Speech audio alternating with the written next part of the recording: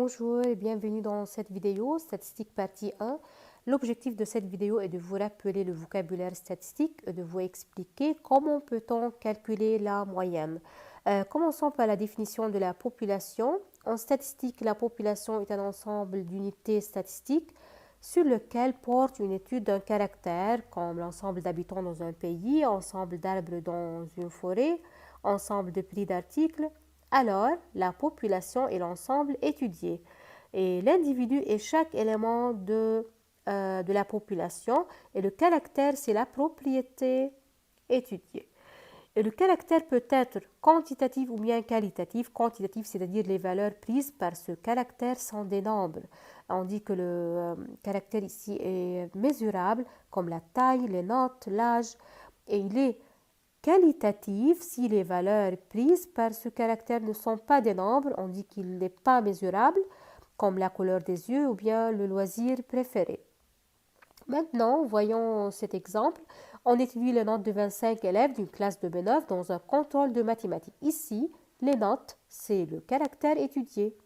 Et les 25 élèves de cette classe de B9, c'est la population. Et l'individu est chaque élément ou bien chaque élève de cette classe. Et ici, on peut exprimer toujours les notes par des nombres.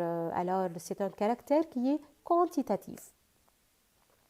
Maintenant, on a le même exemple, mais voici le nombre de ces 25 élèves. Donc, on a un ensemble de données, des notes. Cet ensemble forme ce qui s'appelle la série statistique. Mais on peut toujours organiser les valeurs suivantes dans un tableau. On a mis dans ce tableau la liste des notes qui peuvent apparaître. On a commencé par la note la plus faible qui est ici 5 jusqu'à 18 qui est la plus grande note. Et en bas, dans la deuxième ligne, on va mettre le nombre de répétitions de chaque note. Par exemple, je commence par 5. 5 apparaît deux fois, donc on peut mettre 2. 7 apparaît 3 fois, donc je mets 3. 8 apparaît une seule fois. 10, je peux compter combien de fois? 4 fois, donc je mets 4. 12, 6 fois. 13, 3 fois. 15, on a on a 4 fois 15 et pour 18, on a 2 fois.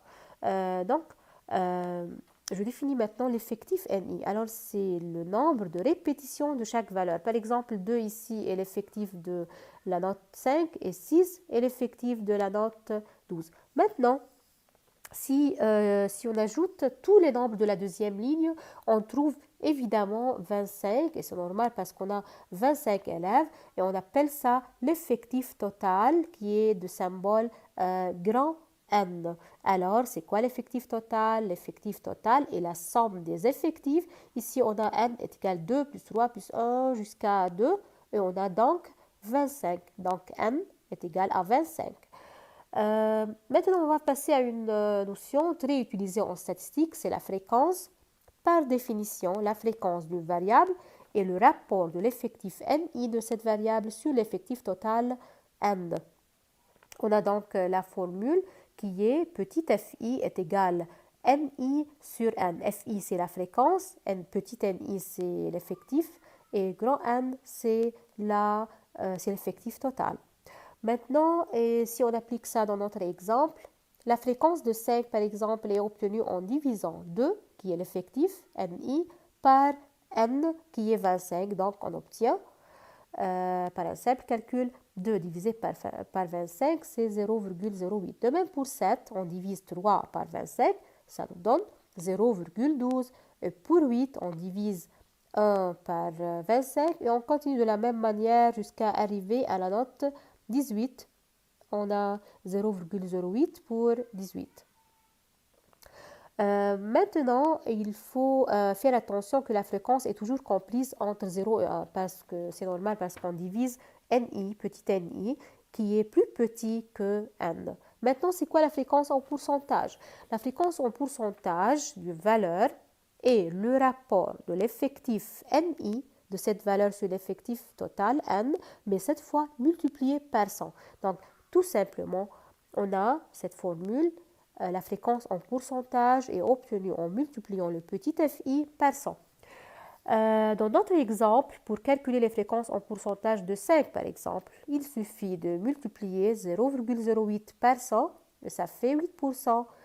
Pour la note 7, on multiplie 0,12 par 100, et ça nous donne 12%. Et comme ça, jusqu'à arriver à la note 18, on a 0,08 fois 100 nous donne 8%. Mais toujours, il faut faire attention que comme les effectifs, on peut ajouter les fréquences, il faut toujours arriver à la somme 1. Donc, toujours la somme de toutes les fréquences est égale à 1.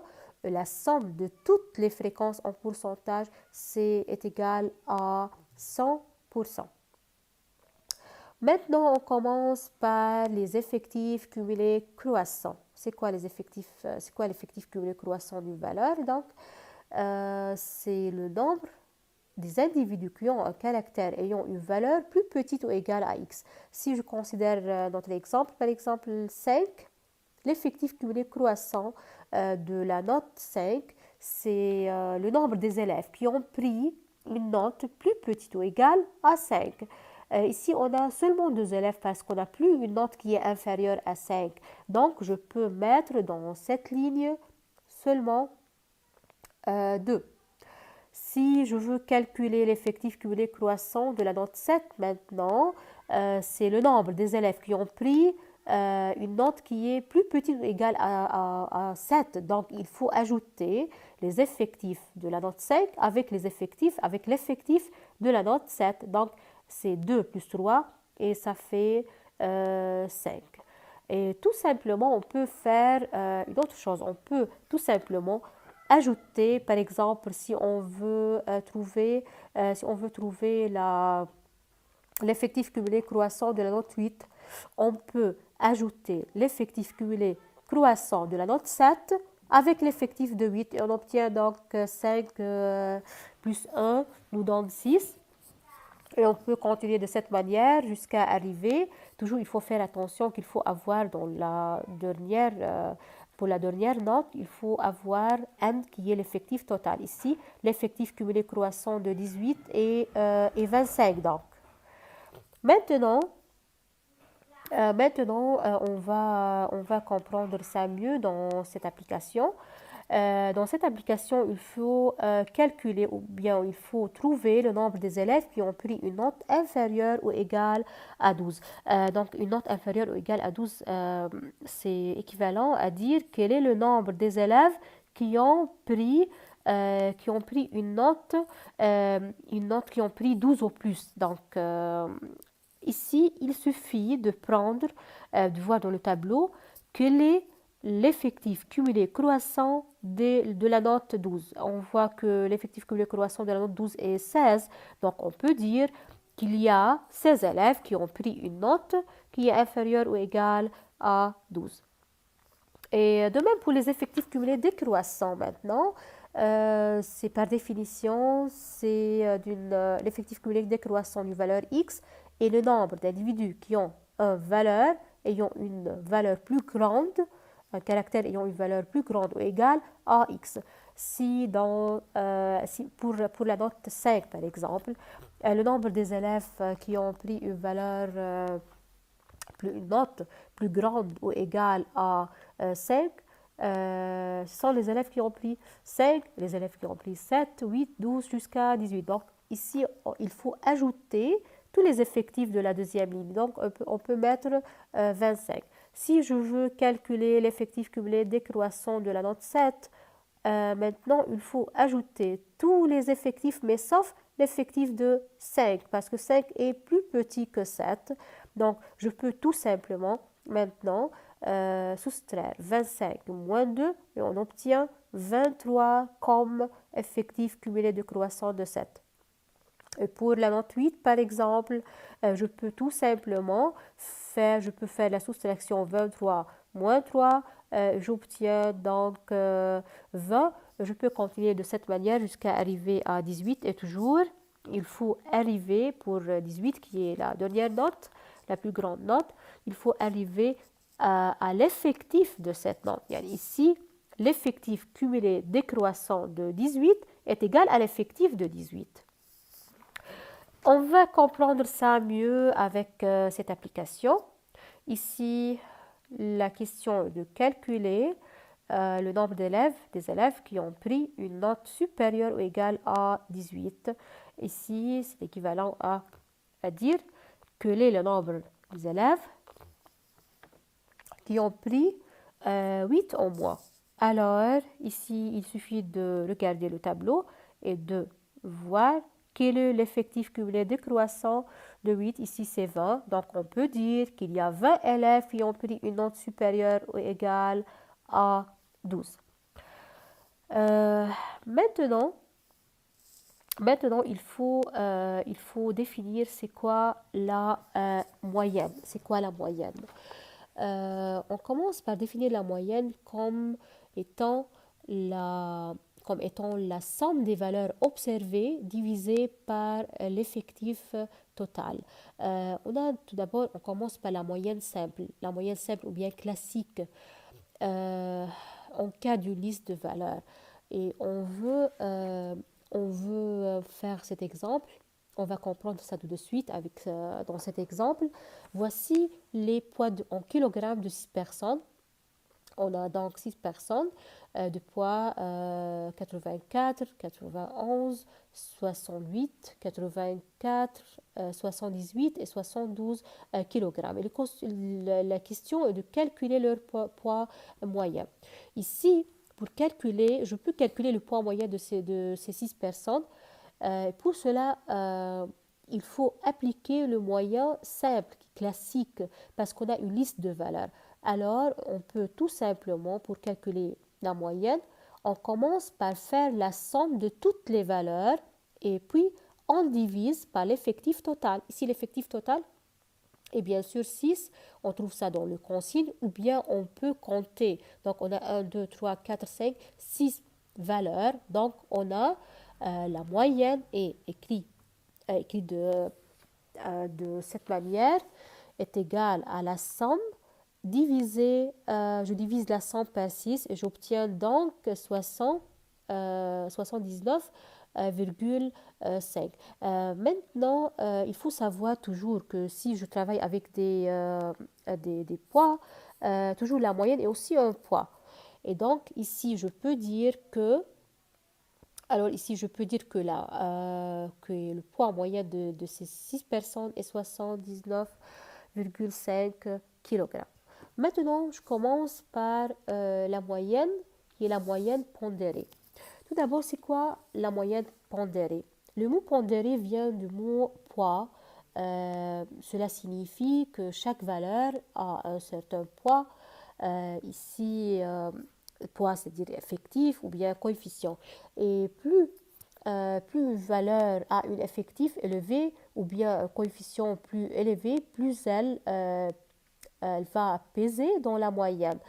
Si on considère notre exemple ici, le tableau suivant, dans le tableau suivant, donc par définition, la moyenne d'un certain nombre, x1, x2, etc., affectée respectivement par des effectifs ou bien des coefficients.